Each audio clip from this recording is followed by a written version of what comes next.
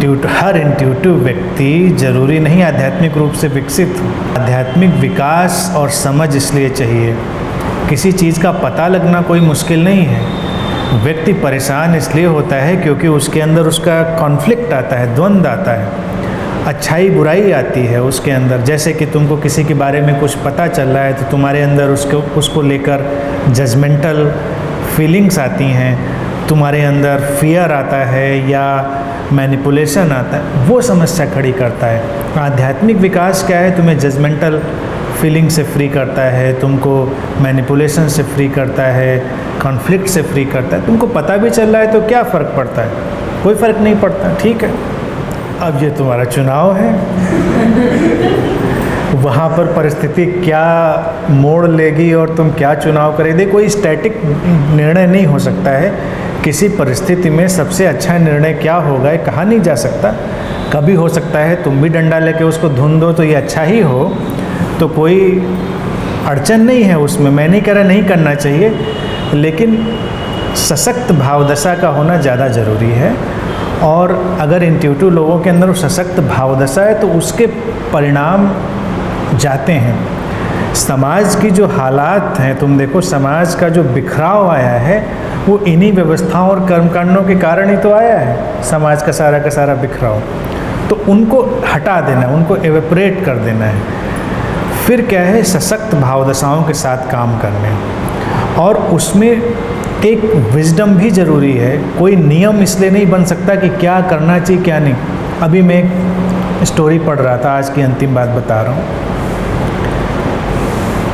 लिखने वाले ने बड़ी आध्यात्मिक दृष्टि से लिखी थी और बड़ी उसकी महिमा भी थी, लेकिन मैंने पढ़ा तो मुझे लगा ये तो शोषण, एक्सप्लॉयटेशन वाली स्टोरी है और स्टूपिड है। उसने लिखा कि संत रविदास थे, जूते गांठने का काम करते थे।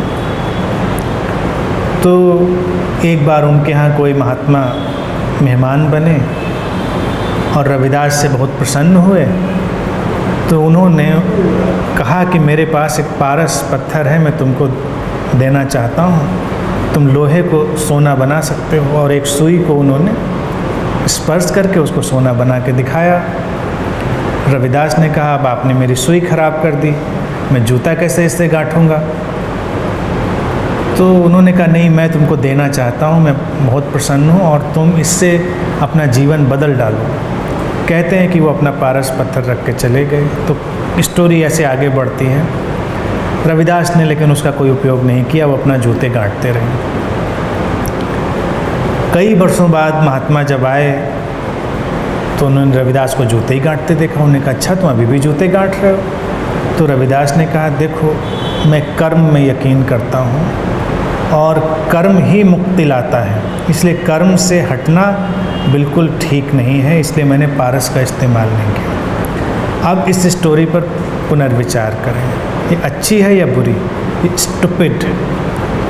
अगर मान लो उनको मिली चीज़ यानी कि शक्ति और क्षमता आई, पारस का मतलब एक जूते गांठने वाला व्यक्ति क्या हमेशा जूते ही गांठता रहे? कर्म ये है। समाज तो चाहेगा कि उसको वहीं पर होल्ड रखे।